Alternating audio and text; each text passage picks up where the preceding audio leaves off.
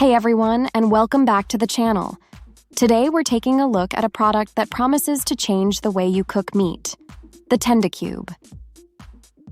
This innovative meat tenderizer claims to make cooking easier and more delicious, so I was excited to get my hands on one and put it to the test. First things first, let's talk about the design.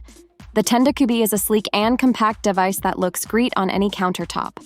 It's made from high-quality materials and feels very sturdy in your hand. Using the Tendicube is incredibly simple. You just place your meat in the cube, press the button, and let it work. It's magic. The unique blades inside the cube tenderize the meat quickly and evenly, without damaging the texture or compromising its flavor. I tested the Tendicube on a variety of meats, including chicken, steak, and pork chops. In every case, the results were impressive. The meat was cooked to perfection and incredibly tender, even without marinating or using any special techniques. Beyond its ease of use and effectiveness, I also love how compact and portable the Tendicube is.